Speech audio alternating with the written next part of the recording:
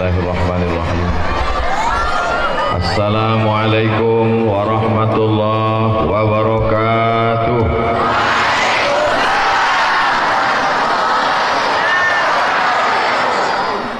Apa kabar semuanya, sehat? Sudah pajibu? Mudah-mudahan semuanya selalu istiqomah iman dan Islam. Hati selalu berzikir mengingat Allah, senantiasa diberikan curahan rahmat Allah Subhanahu wa taala. Alhamdulillahi rabbil alamin, wassalatu wassalamu ala asyrafil khalqi ajma'in, sayyidina wa maulana wa syafi'ina wa zufrina wa qurrati a'yunina Muhammad wa ala alihi wa ashabihi wa man tabi'ahu ila yaumiddin. Subhanaka la ilma lana illa ma 'allamtana innaka antal alimul hakim. Rabbi shrah li sadri wa yassir li amri wa hlul 'uqdatam min lisani yafqahu qawli. Fadilatul Syekh Mudir Ma'had Bahrul Ulum Ad-Diniyah Al-Islamiyah wa mudarrisihi wa jami'il asatidah wa tullab wa talibat, dan tak dapat saya sebutkan satu persatu. Abah, abu, abi, abun, abati, walid, para santri, para pelajar, bapak-bapak, ibu-ibu, hadirin hadirat, hadir bersama kita di tengah kesibukannya Bapak Bupati, Bapak Kapolres, Bapak Dandim, yang tak dapat saya sebut satu persatu untuk supaya jangan sampai ada yang tak tersapa, yang tak tersilap, maka saya pakai rumus hadirin hadirat, muslimin muslimat, mukminin mukminat yang belum kawin dan belum sunat, semuanya insyaallah dimuliakan Allah Subhanahu wa taala. Amin ya rabbal alamin. Abah meminta saya untuk menjelaskan ke adik-adik saya tentang mazhab Imam Muhammad bin Idris Asy-Syafi'i. Boleh?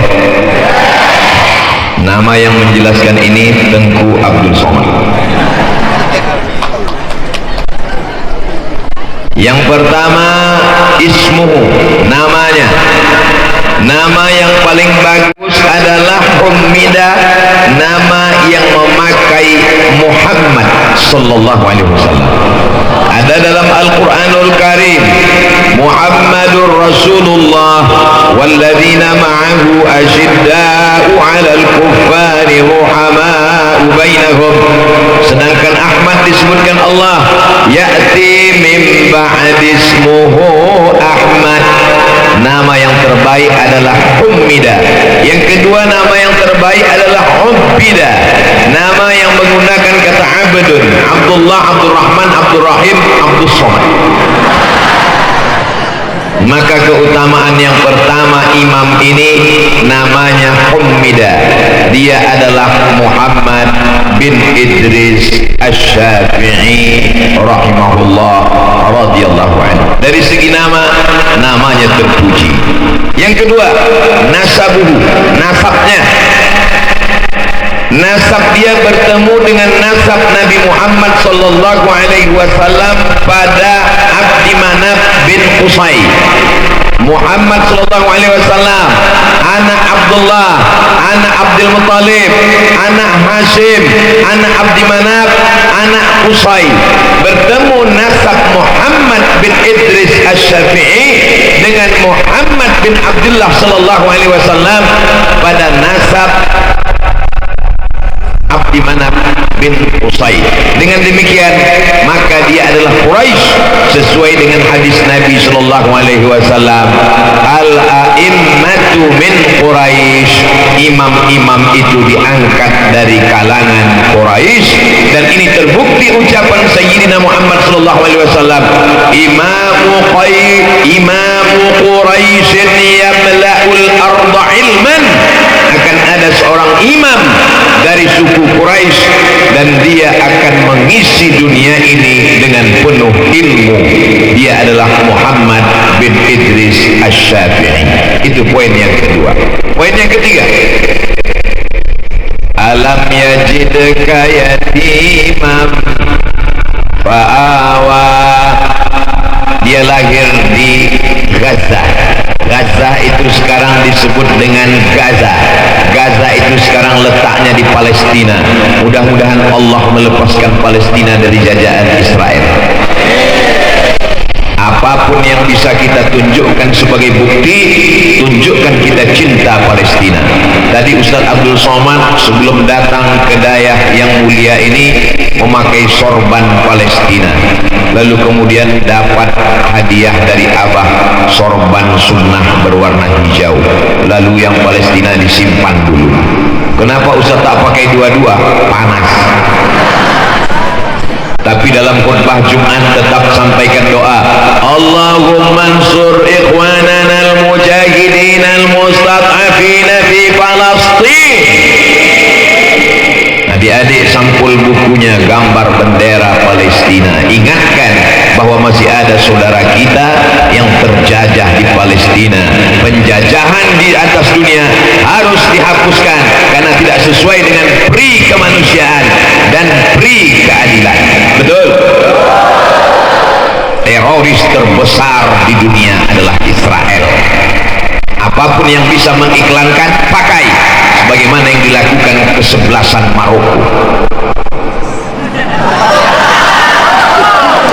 Mereka tidak hanya sekedar main bola, tapi mereka kibarkan bendera. Ada saudara kami yang sedang terjajah, dan salah satu imam dari Palestina itu adalah Imam Muhammad bin Idris Asy-Syafi'i, lahir di Gaza pada tahun 150 Hijrah, umur 2 tahun meninggal ayahnya, dan dia adalah seorang anak yatim. Jadi kalau ada orang hebat karena bapaknya imam, biasa. Ada orang hebat karena bapaknya raja, biasa. Ada orang hebat karena bapaknya nabi, biasa. Tapi kalau ada orang hebat bapaknya yatim, ini kalau bahasa kampung kita, from zero to hero, dari nol. Maka adik-adikku yang kebetulan ayahnya meninggal anak yatim, bersemangat karena Nabi Muhammad SAW anak yatim, dan imam kita Muhammad bin Idris Asy-Syafi'i juga lahir sebagai seorang anak yatim, dan beliau dibawa pindah oleh ibunya ke kota Ummul Qura, induk dari segala negeri di dunia. Itulah dia kota Makkah Al-Mukarramah. Jadi Imam Syafi'i itu dibesarkan oleh seorang single parent, seorang ibu. Maka ibu-ibu yang hari ini membesarkan anak, besarkan jiwamu ibu, engkau adalah ibunya Imam Syafi'i, dan anakmu nanti akan menjadi imam yang memenuhi Nangro Aceh Darussalam dengan ilmu-ilmu keislaman, insyaallah. Jangan berkecil hati, masih ada bapak-bapak yang siap untuk mendoakan dan memberikan semangat. Ini poin yang ketiga. Poin yang keempat, tolong adik-adik diingat, karena ini nanti akan masuk dalam UAS, ujian akhir semester. Jangan anggap saya sebagai ustaz yang datang berceramah. Ini bahrul ulum, lautannya ilmu di sini. Jadi kalau datang penceramah kemari, mubazir, dia sama dengan menggarami air laut. Abdul Somad datang menyambung silaturahim dengan Abah, karena Abah sudah meminta beberapa tahun yang lalu, sekaligus menunaikan janji Tengku Fadil Rahmi yang dulu datang dan hari ini sudah menjadi anggota DPD senator kita di Jakarta. Hari ini datang kembali untuk menyambung silaturahim. Hadir juga bersama rombongan Ketua Ikatan Alumni Timur Tengah Al-Mukarram Ustadz Haji Muhammad Fadilah, dan hadir juga bersama kita Ketua Tim UAS Ustadz Haji Nazaruddin atau Ustadz Nazar, yang mengatur jadwal Ustadz Abdul Somad kemanapun dan dimanapun berada. Anda ingin tahu Ustadz Somad di mana saja, buat apa saja, ceramah di mana saja, jangan lupa ikuti terus channel ini, subscribe, like, share, and comment. Serius sekali jawab. Berikutnya adalah poin yang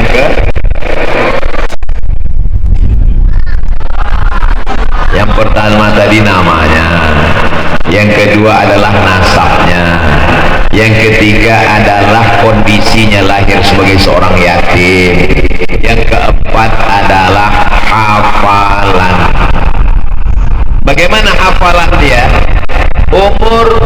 tahun hafal Quran, umur 10 tahun hafal kitab hadis yang paling tua adalah kitab Muwatta yang ditulis oleh Imam Malik bin Anas, meninggal tahun 179 Hijrah.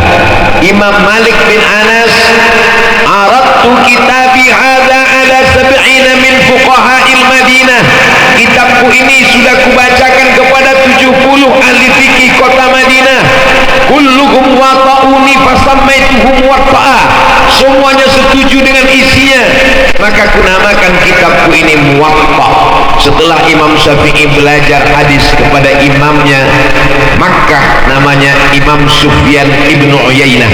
Ada dua Sufyan, Sufyanani. Yang pertama di Makkah Sufyan ibnu Uyainah, yang satu lagi di Kufah Irak namanya Sufyan Ats-Tsauri. Sufyan Ats-Tsauri lebih terkenal dengan tasawufnya, walaupun dia juga ahli hadis dan ahli fiqih. Sufyan ibnu Uyainah gurunya Imam Syafi'i. Selesai Imam Syafi'i mengambil Imam Sufyan ibnu Uyainah, lalu dia pun pergi ke kota Al-Madinah Al-Munawwarah. Sampai di Madinah dia datang ke rumah gubernur. Assalamualaikum Tuan Gubernur. Waalaikumsalam. Tolong bawakan saya ke rumah Imam Malik bin Anas, imamnya kota Al-Madinah. Kata Gubernur Madinah, andai kau minta aku memindahkan Bukit Uhud, lebih ringan daripada menghadap Imam Malik bin Anas. Begitulah wibawa ulama zaman dulu. Gubernur pun tak sanggup untuk datang menghadap ke rumah Imam Malik bin Anas. Zaman hari ini Abdul Somad yang datang menghadap ke rumah gubernur membawa proposal. Belum pernah. Kalau ada guru kita membawa proposal, dia tidak sedang mengemis, dia tidak sedang meminta, dia sedang mengambil haknya. Karena orang ini punya sendok, sendok itu kalau tak diminta tak dia berikan.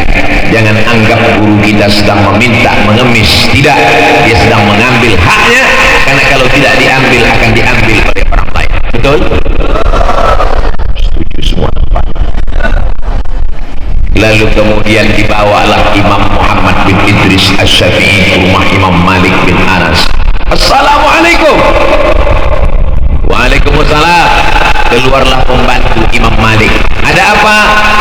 Kami mau berjumpa dengan Imam Malik bin Anas. Sebentar. Assalamualaikum Imam Malik. Waalaikumsalam. Itu ada tamu di luar mau jumpa. Siapa namanya? Datang dari mana? Mau apa? Namanya Muhammad bin Idris Asy-Syafi'i, datangnya dari Makkah, mau belajar hadis. Kata Imam Malik, suruh dia hafal kitabku. Setelah dia baca kitabku Muwatta, baru nanti aku akan mengajar hadis kepada dia supaya nyambung ilmunya. Suruh dia baca dulu kitab Muwatta. Lalu pembantunya keluar lagi. Kamu, kata guru saya Imam Malik, ulang dulu baca kitab Muwatta, nanti baru belajar kemari. Kata Imam Syafi'i, Muwatta itu sudah di sini semuanya. Begitulah hebatnya. Sampai akhirnya Imam Muhammad bin Idris Asy-Syafi'i belajar. Lalu apa kata Imam Malik bin Anas? Wahai Syafi'i, carilah guru yang lebih alim daripada aku, carilah guru yang lebih banyak hafalan hadisnya daripada aku. Ini ada beberapa keping uang emas, carilah riwayat-riwayat hadis. Lalu Imam Syafi'i pun melanjutkan perjalanannya ke Yaman, karena di sana banyak ahli-ahli hadis yang sudah pindah dari Makkah ke Madinah menuju Yaman. Lalu Imam Syafi'i pun mengambil riwayat dari mereka.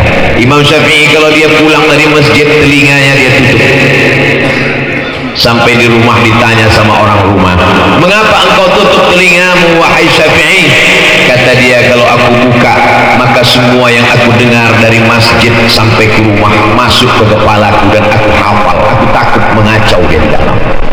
Imam Syafi'i kalau dia membuka kitab, dia tutup sebelah, dia tengok sebelah. Kenapa? Karena kalau dia buka sebelah, dia hafal juga apa yang dia tengok. Muhammad bin Idris Asy-Syafi'i. Kalau kita sekarang, jangankan yang mendengar, saya yang menyampaikan ini pun tak ingat tahap aja yang sudah saya sampaikan. Jadi kalau ada orang sekarang Syafi'i manusia, saya manusia. Syafi'i makan, saya makan. Syafi'i tidur, saya tidur. Kalau Syafi'i berijtihad, saya pun boleh.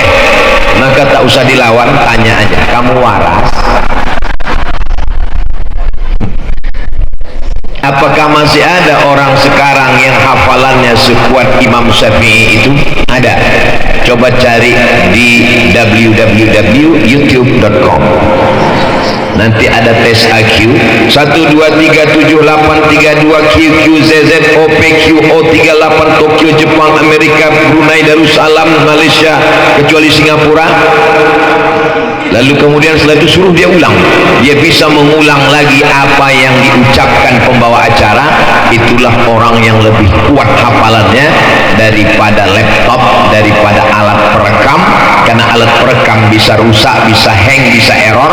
Dan saya baru ketemu dengan salah seorang bapak-bapak, menantunya fakultas kedokteran, menghafal Quran selama 2 bulan. Karena dia sekali baca langsung ingat, baca ingat langsung ulang. Ternyata hari ini masih ada. Jadi kalau ibu punya anak yang secerdas Imam Syafi'i, masukkanlah dia ke daya. Itu yang akan melanjutkan mazhab Syafi'i di masa akan datang. Sekarang kenapa tidak muncul Imam Syafi'i? Anak yang tidak lulus SMP, yang tak lulus SMP negeri, yang tak lulus SMP swasta, yang tak lulus SMP plus, yang paling bodoh itu yang dimasukkan ke pesantren. Memasukkan anak ke pesantren karena tidak lulus SMP itu adalah penghinaan terhadap agama Allah. Saya kasih tahu ya, bagi bapak ibu dimanapun berada, mohon ibu jangan tersinggung. Saya tidak sedang menceramahi ibu, saya sedang cerita dengan adik-adik saya kan. Kalau ada orang tua memasukkan anaknya ke daya karena tidak diterima di SMP, daripada tak sekolah kirim ajalah ke daya. Di SMP pelajarannya bisa dihitung dengan 1 tangan. Fisika, kimia, biologi, matematika, bahasa Inggris. Dimasukkan dia ke daya. Sekarang kita hitung berapa pelajaran daya. Nahu, sorof, balaghah, ma'ani, mantik, bayan, tajwid, arud qawafi, ulumul Quran, tafsir, hadis, ulumul hadis, mustalah hadis, mukhtaliful hadis, rijalul hadis, gharibul hadis, ditambah lagi dengan fikih, usul fikih. Jadi kalau yang tidak lulus SMP dimasukkan ke daya, 2 gendangnya. Kalau tak error mati. Cari anakmu yang paling cerdas, cari yang hafalannya paling kuat, masukkan ke daya, maka akan keluar Imam Syafi'i abad 21. Setuju? Terserah, mau nggak setuju tak apa-apa. Jadi hafalan Imam Syafi'i ini luar biasa. 7 tahun hafal Quran, 10 tahun hafal kitab Muwatta, sampai guru-gurunya semuanya angkat tangan. Sama dengan anak saya, Pak Ustaz, kata seorang ibu. Anak saya pun semua gurunya angkat tangan saking nakalnya. Lalu kemudian semangat Imam Syafi'i belajar ini luar biasa. Selesai dari Imam Sufyan ibnu Uyainah, pergi ke Madinah mencari Imam Malik bin Anas. Selesai dari Imam Malik bin Anas, pergi dia ke Yaman belajar kepada ulama-ulama di Yaman. Selesai dari Yaman, dia pergi pula ke Irak. Di Irak dia belajar kepada Imam Muhammad bin Hasan Asy-Syaibani. Dari sana dia pergi pula ke Afrika Utara. Nama negeri itu Fustat. Negeri itu sekarang dikenal dengan nama Kairo. Itulah dia pada tahun 200 berjumpa dengan murid-murid Imam Laits bin Sa'ad, yang dikatakan orang kana Laitsu afqah min Malik. Imam Laits lebih faqih daripada Imam Malik. Kalau Imam Laits lebih faqih dari Imam Malik, kenapa tidak ada mazhab Laits? Kenapa mazhab cuma ada 4? Mazhab Hanafi meninggal tahun 150, mazhab Maliki meninggal tahun 179, mazhab Syafi'i meninggal tahun 204, mazhab Hambali meninggal tahun 241. Kenapa tidak ada Laits? Kenapa tidak ada mazhab Ibnu Abi Laila? Kenapa tidak ada ada mazhab Sufyan Ats-Tsauri? Kenapa tidak ada mazhab Al-Auza'i? Kehebatan Imam Syafi'i adalah karena Imam Syafi'i punya murid-murid yang luar biasa. Jadi yang kelima, Imam Syafi'i punya perjalanan ilmu dari mulai Makkah ke Madinah, dari Madinah ke Yaman, dari Yaman ke Kufah, dari Kufah ke Baghdad, dari Baghdad ke Kufah, dari Kufah pergi ke Mesir, pindah ke Mesir tahun 200, meninggal tahun 204. Maka ternyata di Mesir dia menemukan beberapa riwayat hadis yang tak dia temukan di Makkah, yang tak dia temukan di Madinah, yang tak dia temukan di Yaman, yang tak ditemukan di Baghdad, yang tak ditemukan di Kufah, ternyata ada di Mesir. Karena hadis ada di kepala manusia, bukan di buku, bukan di perpustakaan. Pindah orangnya, hadisnya ikut berpindah. Maka muncullah istilah qaul qadim dengan qaul jadid. Qaul qadim ketika berada di Kufah, qaul jadid ketika sedang berada di Mesir. Itulah dia Imam besar Muhammad bin Idris Asy-Syafi'i. Maka safir, kata Imam Syafi'i, safir, lanjutkan perjalananmu, tajid iwadan amman tufariquhu, maka engkau akan mendapatkan ilmu. Begitu juga dengan abah kita, mereka belajar dari satu pondok, dari satu dayah, dari satu alim kepada alim yang lain. Jangan pernah puaskan ilmu hanya dengan satu kitab saja, karena ilmu tak terbatas. Kita belajar seperti berjalan di atas air laut. Semakin kita ke pantai, tenggelam lutut kita, makin ke tengah, tenggelam pinggang kita, makin ke dalam, tenggelam leher kita, makin ke tengah laut, kita sangka kita sudah tinggi, ternyata air jauh lebih tinggi daripada kita semua. Jangan pernah memuaskan ilmu. Dulu ketika di pesantren, saya satu pesantren dengan Tengku Fadil Rahmi, kawan-kawan pergi ke masjid membawa kamus Al-Munjid fil Lughati wal A'lam, tebalnya sejengkal, bangga sekali, padahal sampai di masjid untuk bantal. Begitu sampai di Kairo, nampak kitab Al-Mu'jam, kitab Lisanul Arab, kamus Lisanul Arab yang ditulis oleh Imam Ibnu Manzur, ternyata panjangnya 1 meter. Dulu begitu bangganya membawa tafsir Jalaluddin Al-Mahalli, Jalaluddin As-Suyuti, tapi ternyata begitu melihat tafsir Mafatih Al-Ghaib, tafsir Al-Kabir yang ditulis oleh Imam Fakhruddin Ar-Razi, 1 meter, ternyata kita tidak ada apa-apanya. Jadi semakin berilmu semakin menunduk. Jadi kalau ada di antara jamaah ini menunduk, itu yang paling banyak ilmu, saking beratnya ngantuk. Ini jam-jam genting, ini jam sekian, ini jam-jam 2, ini jam genting.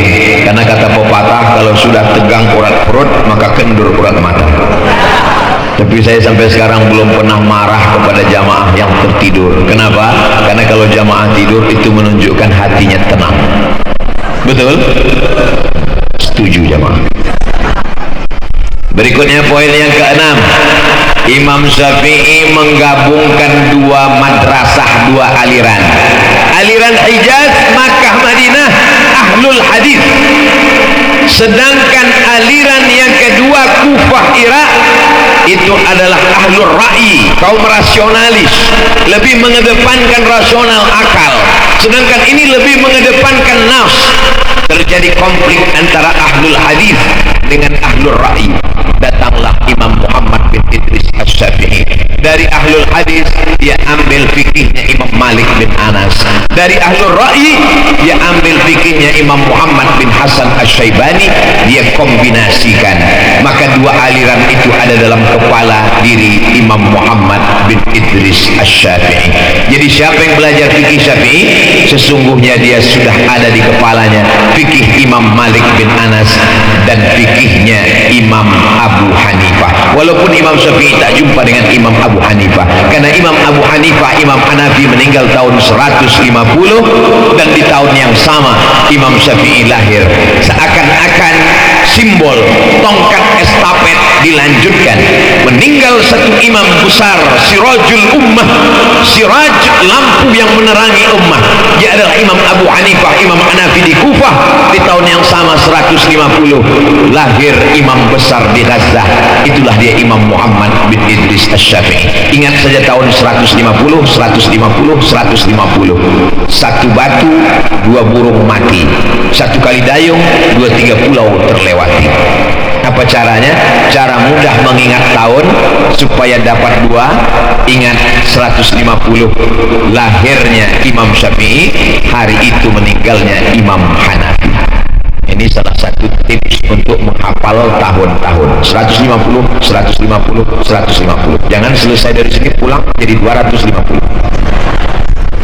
Saudara yang dimuliakan Allah, adik-adikku yang disayangi oleh Allah Subhanahu wa taala, begitulah Imam Muhammad bin Idris Asy-Syafi'i. Poin yang keenam, ketika sampai ke Baghdad, di Baghdad ada ulama besar namanya Imam Ahmad bin Hanbal, meninggal tahun 261 Hijrah. Dia ahli hadis, kitabnya besar, nama kitabnya Musnad. Kitab Al-Musnad isinya 40.000 hadis, lebih besar dari Sahih Al-Bukhari, lebih besar dari Sahih Muslim, lebih besar dari Sunan Abi Daud, lebih besar dari Sunan Nasa'i, lebih besar dari Sunan Tirmidzi, lebih besar dari Sunan Ibni Majah, lebih besar dari Muwatta Malik, lebih besar dari Musnad Ad-Darimi, lebih besar dari Musannaf Ibni Abi Syaibah, lebih besar dari Musnad At-Tayalisi.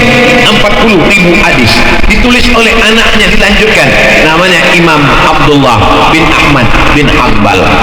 Tapi kata Imam Ahmad bin Hanbal, kami hanya menghafal hadis, kami tidak tahu mana hadis am, mana hadis khas, mana hadis mutlak, mana hadis muqayyad sebelum datang Imam Syafi'i ke kota Baghdad. Dan Imam Ahmad bin Hanbal belajar kepada Imam Muhammad bin Idris Asy-Syafi'i tentang mana hadis am, hadis umum, mana hadis khas, hadis khusus, mana hadis mutlak, hadis yang lepas bebas, mana hadis muqayyad, hadis yang terikat. Itu pengakuan sendiri dari Imam Ahmad bin Hanbal. Imam Ahmad bin Hanbal punya murid namanya Imam Muhammad bin Ismail bin Ibrahim bin Al-Mughirah bin Bardisbah Al-Bukhari, meninggal tahun 256 Hijrah. Jadi kalau ada orang sekarang berkata, kamu ngambil hadisnya dari mana? Dari Imam Syafi'i. Saya tidak mau pakai riwayat Syafi'i, saya pakai riwayat Al-Bukhari. Imam Bukhari dapat hadis dari mana? Dari Imam Ahmad bin Hanbal. Imam Ahmad bin Hanbal dapat hadis dari mana? Dari Imam Syafi'i. Imam Syafi'i dapat hadis dari mana? Dari Imam Malik bin Anas. Imam Malik bin Anas dapat dari mana? Imam Malik bin Anas dari sahabat-sahabat, dari periwayat sampai ke Nabi Muhammad sallallahu alaihi wasallam. Jadi kalau ada orang, saya tidak mau pakai hadis riwayat Imam Syafi'i, saya pakai riwayat Al-Bukhari, ini orang otaknya sungsang. Karena Imam Bukhari meninggal 256, dia mengambil hadis dari Imam Ahmad bin Hanbal, meninggal tahun 241. Imam Ahmad bin Hanbal mengambil hadis dari Imam Syafi'i, meninggal 204. Imam Syafi'i mengambil dari Imam Malik bin Anas, meninggal 179. Imam Malik bin Anas mengambil dari Imam Abdullah bin Maslamah. Imam Abdullah bin Maslamah mengambil dari Imam Abu Zinad. Imam Abu Zinad mengambil dari Imam A'raj. Imam A'raj mengambil dari imamnya ahli hadis Abu Hurairah. Abu Hurairah mengambil dari Sayyidina wa Maulana Muhammad sallallahu alaihi wasallam. Itu disebut dengan sanad. Bukhari dari mana? Dari Imam Ahmad. Imam Ahmad dari siapa? Dari Imam Syafi'i. Imam Syafi'i dari siapa? Dari Imam Malik. Malik dari siapa? Dari Abdullah bin Maslamah. Abdullah bin Maslamah dari siapa? Dari Abu Zinad. Abu Zinad dari siapa? Dari Al-A'raj. A'raj dari siapa? Dari Abu Hurairah. Abu Hurairah dari siapa? Dari Sayyidina wa Maulana Muhammad sallallahu alaihi wasallam. Alhamdulillah, adik-adikku semua yang ada di Bahrul Ulum Ad-Diniyah Al-Islamiyah, ilmu kalian bersanad sampailah kepada imam-imam Ahlus Sunnah wal Jamaah. Inilah yang sekarang yang tidak dijaga sanad ini. Kamu dapat dari mana? Dari YouTube. Di tasrifnya pula YouTube itu taba yatubu YouTuban. Bolehkah belajar dari YouTube? Hanya sekedar mendengar, hanya sekedar melihat, tahu. Tapi kalau untuk berguru, bersanad, mengambil ilmu, maka mesti ketemu dan jumpa. Tapi setelah jumpa, setelah tahu orangnya ada, saya yakin dan percaya ibu, bapak, adik-adik hari ini datang sudah sering mendengar ceramah Abdul Somad di YouTube. Cuman hari ini mau melihat apakah betul Abdul Somad itu ada di alam nyata.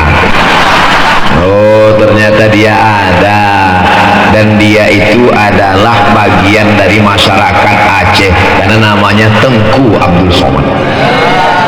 Ini dalam setiap 5 menit saya ulang terus itu, supaya orang tahu. Saudara yang dimuliakan Allah Subhanahu wa taala, poin yang keenam, Imam Syafi'i lah yang dapat membaca hadis itu. Ini hadis am, ini hadis khas. Maka Imam Syafi'i lah yang menyusun pertama ilmu yang disebut dengan ilmu usul fiqh. Nama muridnya Rabi' Al-Muradi. Ta'al ya Rabi', wahai Rabi', kesini sebentar, ambil pena dan kertas. Imam Rabi' pun menulis. Apa yang mesti kutulis wahai Tuan Guru? Tulislah Ar-Risalah. Imam Rabi' pun menulis Ar-Risalah. Imam Syafi'i tidak melihat Quran, tidak melihat hadis, tidak melihat kitab. Dia bicara saja apa yang ada di kepalanya. Lahirlah kitab itu, dicetak sekarang lebih kurang 300 halaman. Itulah kitab yang hanya bisa dibaca oleh orang S2 di Universitas Al-Azhar karena kualitas bahasa yang begitu tinggi. Nama kitabnya Ar-Risalah, ilmu usul fikih, ilmu yang melahirkan fikih. Produknya, mesinnya adalah usul fikih. Kitab usul fikih tertua ditulis oleh Imam Muhammad bin Idris Asy-Syafi'i. Setelah itu barulah disusul oleh ulama dari kalangan mazhab lain. Tapi tonggak dasar tiang utama yang menanamkan fondasi ilmu usul fiqh adalah Imam Muhammad bin Idris Asy-Syafi'i. Jadi orang-orang yang hafal banyak hadis, kalau dia tidak belajar usul fikih, maka dia tidak akan bisa membedakan mana hadis am, mana hadis khas, mana mutlak, mana muqayyad. Apakah hadis ini makna haram, apakah hadis ini maknanya makruh, apakah hadis ini maknanya boleh, apakah hadis ini. Maka kalau ada hari ini orang hanya belajar hadis saja tanpa belajar usul fiqh, maka titelnya adalah DDL, dhalla wa adalla, sesat dan menyesatkan. Kenapa? Hanya sekedar hafal dalil saja, tapi tidak tahu klasifikasi dalil. Mari kembali ke Quran dan Sunnah, betul. Tapi dalam usul fikih setidaknya 10 Quran, hadis, ijma', qiyas, syar'u man qablana, sadduz zara'i, qaulus sahabi, istihsan, istishab.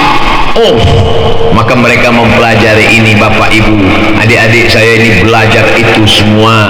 Itulah mengapa mereka belajar sampai 6 tahun, 7 tahun di dayah, supaya setelah keluar nanti mereka akan mencerahkan umat ini dalam pegangan akidah Ahlus Sunnah wal Jamaah. Berikutnya yang ketujuh. Siapa yang pertama kali menulis kitab Ulumul Hadis? Orang akan menjawab Imam Roma Hurmuzi. Tapi belum sistematis. Siapa yang menyusun ilmu hadis secara sistematis? Dia adalah Imam Ibnu Salah dalam kitab Muqaddimah Ibnu Salah. Tapi orang lupa, yang menyusun Ulumul Hadis pertama kali adalah Imam Muhammad bin Idris Asy-Syafi'i. Tapi belum dalam kitab yang independen, satu kitab. Dia menyusun ilmu istilah hadis itu ada dalam kitab Ar-Risalah saat pembahasan tentang sunnah. Kalau hadis itu putus di bawah, namanya hadis mu'allaq. Kalau hadisnya putus di atas, namanya hadis mursal. Kalau hadisnya putus, rawinya hilang 2, namanya mu'dal. Kalau putusnya tidak di atas, tidak di bawah, tidak 2 di tengah, namanya munqati. Ada hadis mu'allaq, ada hadis mu'dal, ada hadis mursal, ada hadis munqati, ada hadis syaz, ada. Ini semuanya akal dari Imam Syafi'i yang luar biasa diberikan Allah, kelebihan-kelebihan itu barulah disusun oleh para ulama hadis dalam kitab Rama Hurmuzi Al-Muhaddithul Fasil Bainar Rawi wal Wa'i. Barulah disusun lagi secara sistematis oleh Imam Ibn Salah dalam Muqaddimah Ibn Salah. Tapi kalau orang selalu mengaitkan, makanya saya sarankan kepada adik-adik yang berada di Ma'had Ali atau di Fakultas Usuluddin, tolonglah tulis skripsi atau tesis atau fi kitabir risalah, istilah-istilah hadis dalam kitab Ar-Risalah, untuk menampilkan bahwa Imam Syafi'i bukan hanya sekedar imam ahli fikih, tapi dia juga adalah imam ahli hadis. Maka dia bergelar Nasirus Sunnah, dia adalah penolong sunnah, karena di saat itu mereka sibuk dengan filsafat abad kedua. Maka datanglah imam ahlus sunnah wal jamaah, dia adalah Imam Muhammad bin Idris Asy-Syafi'i. Siapa yang menyusun ilmu usul fikih? Imam Syafi'i. Siapa yang menyusun kitab ulumul hadis? Imam Muhammad bin Idris Asy-Syafi'i. Siapa yang mengetahui ini hadis am, ini hadis khas, ini hadis mutlak, ini hadis muqayyad, ini hadis makna wajib, ini hadis nadab, ini hadis mustahab, ini hadis makruh, ini hadis haram? Nabi tak pernah menyebutkannya, Nabi hanya menyampaikannya, tapi makna yang terkandung di dalamnya bukan mansus tapi mafhum.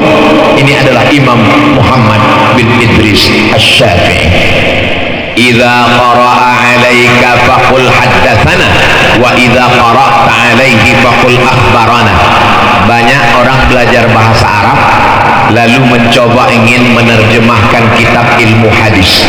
Lalu ulama hadis meriwayatkan hadis, haddatsana Qutaibah bin Sa'id akhbarana. Lalu ketika menerjemahkan dia buka kamus, haddatsana, haddatsa yuhadditsu, menceritakan, akhbarana, akhbara yukhbiru, mengkhabarkan. Lalu diterjemahkannya, telah menceritakan kepada kami, telah mengkhabarkan kepada kami. Dhalla wa adalla. Man takallama fi ghairi fannihi ata bil ajaib. Siapa yang bicara bukan pada bidangnya, maka bicaranya ajaib-ajaib. Ada ahli bahasa Arab ingin menafsirkan Quran, tapi dia tidak melihat barisnya. Dia buka Quran yang belum berbaris. Apa kata dia? Fariqun fil habbah wa fariqun fis syair. Sekelompok masih dalam biji gandum, yang sekelompok lagi gandum yang sudah dikupas. Padahal ayatnya fariqun fil jannah wa fariqun fis sa'ir. Satu kelompok masuk surga, satu kelompok masuk neraka. Yang tak senyum tak paham. Jadi kita coba memahami, jangan hanya sekedar bahasa Arab. Idza qara'a 'alaika faqul haddatsana wa idza qara'ta 'alaihi faqul akhbarana. Kalau gurumu membacakan hadis kepadamu, maka saat meriwayatkannya katakanlah haddatsana. Tapi kalau engkau membacakan hadis kepada gurumu dan gurumu mengangguk setuju dengan isinya, maka saat meriwayatkannya katakanlah akhbarana. Siapa itu yang menjelaskan? Imam Syafi'i. Wa qala Syafi'i, Imam Syafi'i berkata, idza qara'a 'alaika faqul haddatsana. Kalau gurumu membacakan hadis kepadamu, maka riwayatkanlah dengan mengatakan haddatsana. Wa idza qara'ta 'alaihi faqul akhbarana. Kalau engkau membacakannya gurumu setuju, maka riwayatkanlah dengan istilah akhbarana. Itu tak bisa dijelaskan dengan bahasa, karena itu adalah istilah. Maka disebut ilmu itu dengan nama ilmu mustalah al-hadis, ilmu istilah-istilah hadis. Datanglah seorang perempuan. Perempuan ini bertanya tentang bagaimana kalau ada seorang perempuan yang beribu maaf, kalau tak layak, tak sopan, tak beradab. Perempuan sedang uzur, sedang haid, memandikan jenazah. Apakah boleh perempuan yang sedang haid memandikan jenazah? Dia datang menjumpai ahli hadis. Ahli hadis sedang duduk ramai-ramai. Assalamualaikum ya ahli hadis. Waalaikumsalam.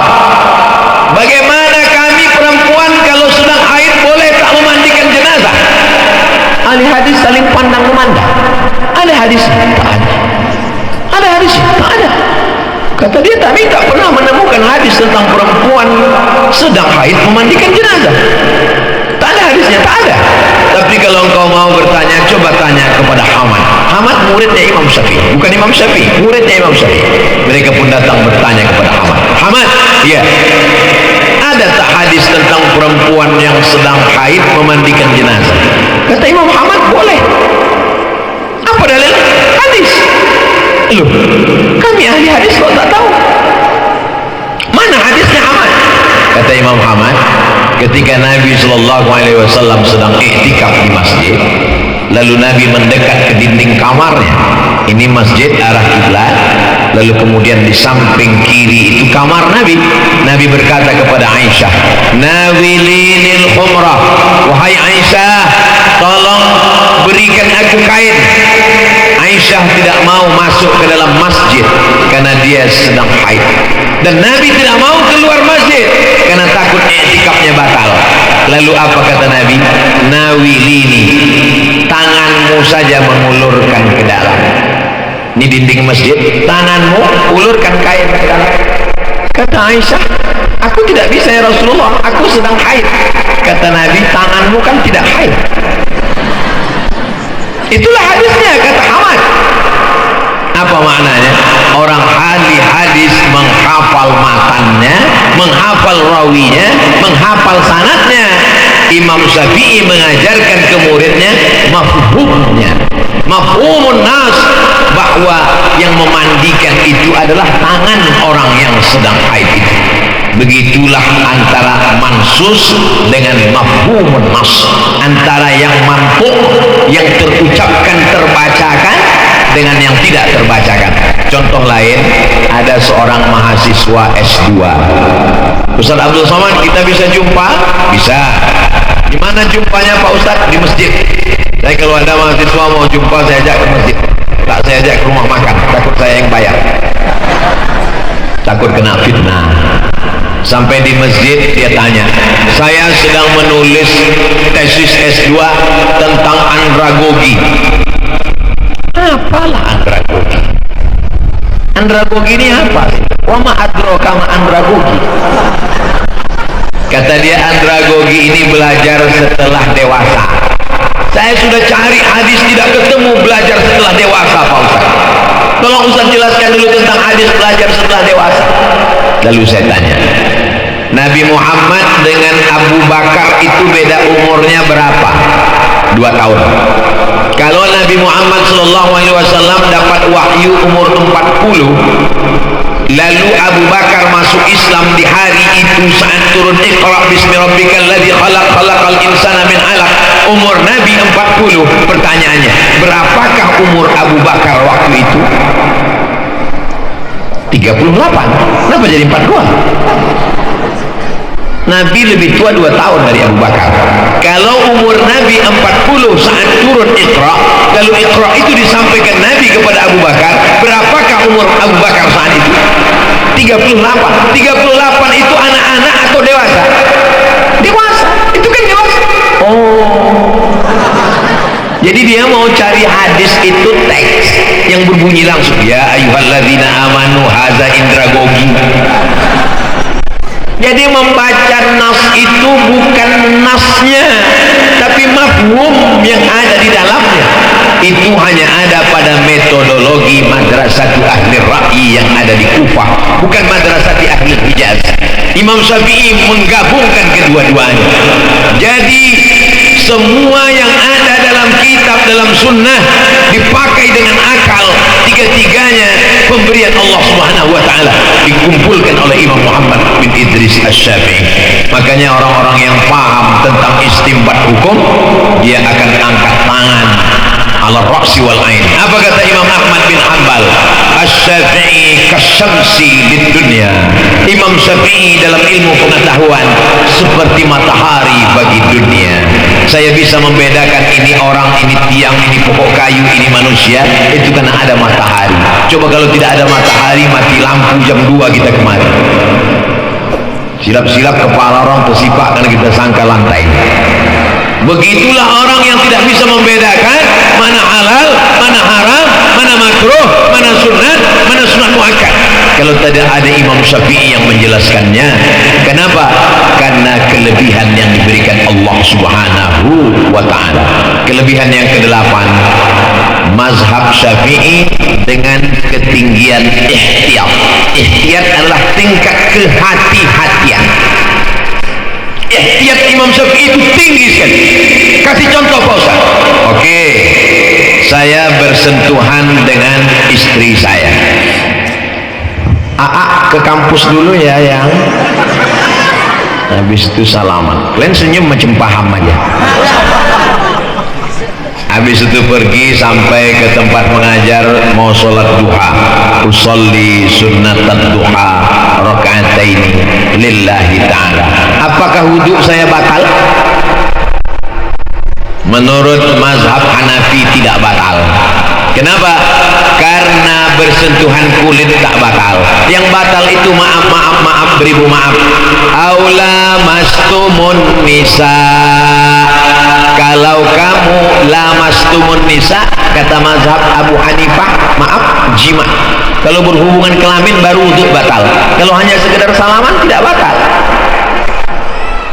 Kalau menurut mazhab Imam Malik bin Anas Maliki, kalau bersentuhan bernafsu baru batal. Kalau tak bernafsu tak batal. Makanya ada sebagian orang dia salaman habis itu dia sholat. Pas ditanya, kok kan udah batal? Aku nggak nafsu. Aku sama istriku ini udah nggak bernafsu lagi gitu. Mohon maaf keceplosan. Mazhab Syafi'i tingkat kehati-hatiannya tinggi. Mana buktinya? Mazhab Syafi'i mau nafsu mau tak nafsu batal. Seandainya bersalaman, setelah bersalaman kita pun sholat. Allahu Akbar, datang setan menggoda. Wudhu kau batal Abdul Somad. Tidak. Kau tadi nafsu Abdul Somad. Tidak. Ada sikit kan? Mazhab Syafi'i kalau dipakai tidak mungkin bisa setan masuk walaupun sedikit. Kenapa? Kalau setan berbisik, kau tadi ada nafsu sedikit kan? Aku sudah wudhu lagi, setan bodoh. Tingkat kehati-hatian yang tinggi. Tapi saya tidak menyalahkan yang pilih mazhab Maliki, karena kalau saya salahkan mazhab Maliki berarti saya menyalahkan guru-guru saya di Darul Hadis. 100% guru saya di Darul Hadis, 2 tahun saya belajar di sana, semuanya bermazhab fikih Maliki. Tapi yang saya ambil hadisnya, bukan fikihnya. Ini masalah adab. Bukan berarti ketika saya mengatakan ini kehebatan mazhab Maliki, ini kehebatan mazhab Syafi'i, lalu saya menjauhkan mazhab Hambali. Tidak. Saya sedang bercerita yang namanya kecap, tentu kecap kita lebih kental dan lebih manis. Kami pun makan. Nawaitu soma qadin an adai fardhi syahri Ramadan hadhihi sanati lillahi ta'ala. Makan. Maroko itu mazhabnya Maliki, tidak ada istilah imsak. Pas lagi sedang makan, Allahu Akbar, Allahu Akbar.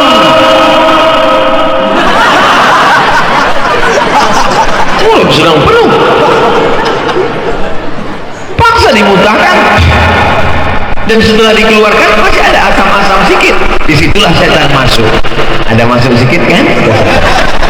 Kalau pakai mazhab Syafi'i setan tak bisa masuk. Kenapa?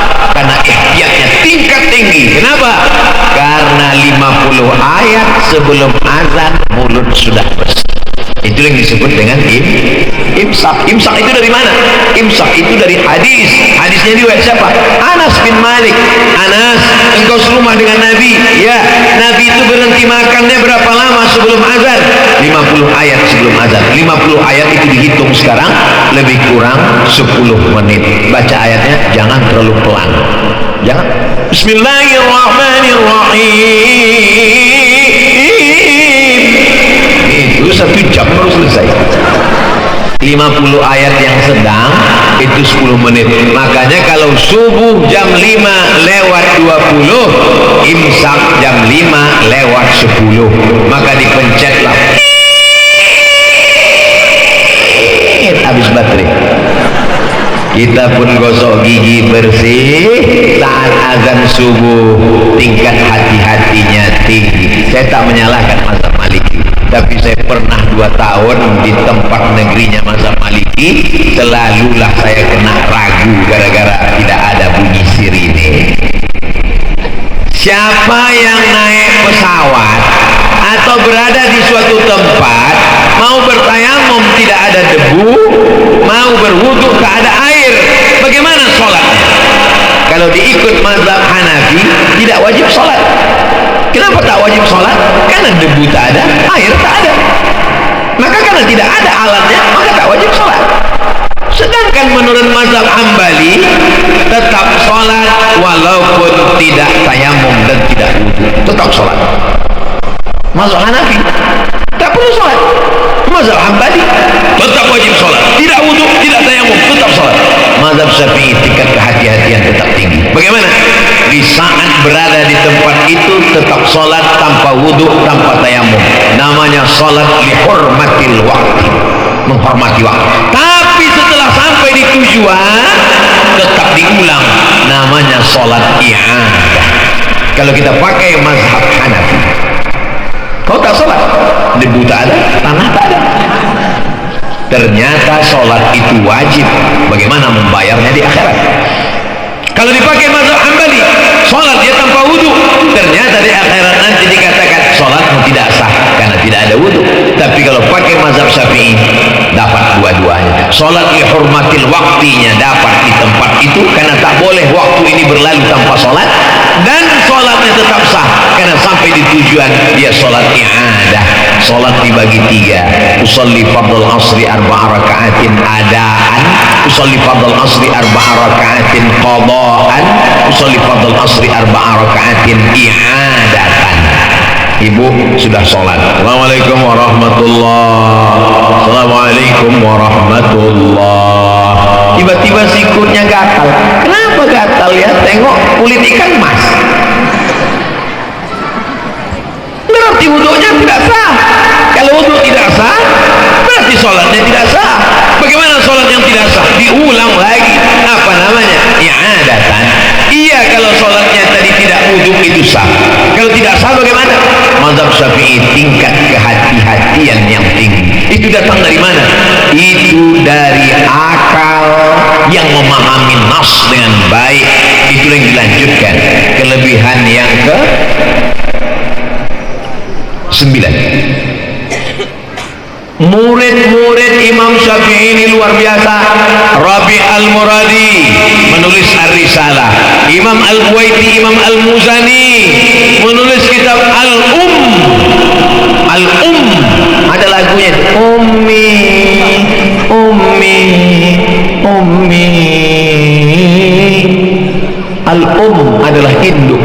Induk dari segala kitab fikih adalah kitab Al-Um yang ditulis oleh Imam Muhammad bin Idris Asy-Syafi'i. Murid-muridnya itulah yang menulis. Dulu kalau ustaz berceramah ditulis oleh murid itu. Sekarang kenapa murid tidak ada menulis? Karena langsung direkam dan diupload ke channel Ustaz Abdul Somad Official. Dan sekarang sudah ada alat transkripnya. Ceramah ini semua dimasukkan ke aplikasi itu, langsung keluar transkripnya. Dan transkrip itu tidak bisa dibaca begitu saja karena tak ada titik komanya. Jadi kalau nafas pendek bisa meninggal. Makanya diedit. Selesai saya tausiah di Yogyakarta, di tempat Baitul Kilmah alumni Azhar namanya Dr. Agung Irawan. Datanglah adik-adik korban konflik Kalimantan, dan mereka ini dibawa oleh Ustadz Agung ke Yogyakarta. Paginya buat bakso, sorenya kuliah, malamnya jual bakso, tapi masih sempat menulis. Tiba-tiba datang beberapa orang membawa transkrip 500 halaman. Ustadz Somad minta tanda tangan. Buku apa ini? Ini ceramah Ustadz di YouTube, kami transkrip, kami ketik ulang. Meleleh air mata saya. begitulah kalian dengan kesulitan hidup, tinggal di tengah sawah, baitul kilmah, anak yatim fakir miskin duafa, tapi mampu menuliskan, saya tanda tangani langsung, dan buku itu dicetak, dijual, hasilnya sebagian untuk anak-anak, sebagian untuk pondok pesantren. Imam Muhammad bin Idris Asy-Syafi'i punya kelebihan, murid-muridnya tak putus sampai hari kiamat, dan murid-muridnya itu ada di daerah Bahrul Ulum Ad-Diniyah Al-Islamiyah. Betul? Apa yang dipelajari di sini? Fikihnya adalah fikih Syafi'i, dari mulai matan takrib, fatul qarib, i'anatul talibin, sampai kepada kitab yang besar Al-Majmu' Syarah Muhadzab, Raudhatul Talibin wa Umdatul Muftin. Itu semua adalah karya-karya yang luar biasa dari murid-murid Imam Syafi'i. Sebutkan saja disiplin ilmunya, maka induknya di sana adalah murid-murid Imam Syafi'i. Kitab yang paling sahih dalam ilmu, dalam hadis, Sahih Al-Bukhari. Siapa yang bisa memahami Sahih Bukhari kalau tidak membaca syarah Sahih Bukhari? Sahih Bukhari disyarah oleh Imam, judul kitabnya Fathul Bari, Syarah Sahih Al-Bukhari. Siapa yang mensyarahkan, menjelaskannya? Namanya Imam Al-Hafiz Ibnu Hajar Al-Asqalani. Al-Hafiz Ibnu Hajar Al-Asqalani, di ujung namanya Asy-Syafi'i, mazhabnya Syafi'i. Apa gelarnya? Al-Hafiz. Kalau disebut Hafiz, hafalan hadisnya 300.000 hadis, 300.000 hadis di kepalanya, tapi dia tetap bermazhab Syafi'i. Sekarang ada ustadz hafal hadisnya 3 kalau laptopnya hidup, lalu mengatakan saya tidak mengikut mazhab, saya langsung ke Quran dan Sunnah. Ini adalah imam mazhab yang ke-8 setelah entah imam-imam apalah lagi. Bagaimana mungkin mengaku imam mazhab sedangkan orang yang hafal baca Sahih Bukhari tak paham, baca syarahnya Al-Hafiz Ibnu Hajar Al-Asqalani Asy-Syafi'i. Baca Sahih Muslim, baca Sahih Muslim tak paham, baca syarahnya. Siapa yang mensyarahnya? Nama kitabnya Al-Minhaj, Syarah Sahih Muslim Ibnul Hajjaj. Yang mensyarahnya Imam Muhyiddin Abu Zakaria Yahya bin Syaraf An-Nawawi, meninggal tahun 676. Imam Nawawi mazhabnya Asy-Syafi'i. Baca tafsir, baca tafsir tak paham, baca Quran tak mengerti, buka kitab tafsir, tafsir yang paling besar, tafsir Imam Abu Ja'far Ibnu Jarir At-Tabari. Kata ulama, Ibnu Jarir At-Tabari ini sudah sampai pada level mujtahid, tapi orangnya rendah hati, tawadhu, dia tetap bermazhab, mazhabnya Asy-Syafi'i. 24 jilid, 1 meter panjang. Kalau lebih-lebih sikit, maafkan saya. Ini Pak Ustaz terlalu panjang karena matannya, sanadnya disebutnya sanad semua, dipotong sanadnya oleh Imam Abul Fida Ismail Ibnu Katsir. Imam Ibnu Katsir menulis tafsir namanya Tafsir Al-Quranil Azim. Imam Ibnu Katsir itu mazhabnya Muhammad Imam Abul Fida Ismail Ibnu Katsir Asy-Syafi'i, mazhabnya juga Syafi'i. Belajar kitab ulumul hadis, hadis sahih, hadis hasan, hadis dhaif, hadis mu'allaq, hadis mu'dhal, hadis munqati, hadis mutharib, hadis syadz, hadis musalsal. Siapa yang menulis? Sekarang referensi yang terlengkap tentang ilmu hadis, Tadribur Rawi, Syarah Takrib An-Nawawi. Siapa yang menulis itu? Yang menulisnya adalah Imam Jalaluddin Abdurrahman As-Suyuti, meninggal tahun 911. Mudah ingat Imam Suyuti, ingat aja emergensi 911. Imam As-Suyuti, nama lengkapnya Imam Jalaluddin Abdurrahman As-Suyuti Asy-Syafi'i. Baca tafsir bil ma'thur yang tebal, Ad-Durrul Mansur fit tafsir bil ma'thur, ditulis juga oleh Imam Al-Hafiz Jalaluddin Abdurrahman As-Suyuti, meninggal tahun 911 Hijrah.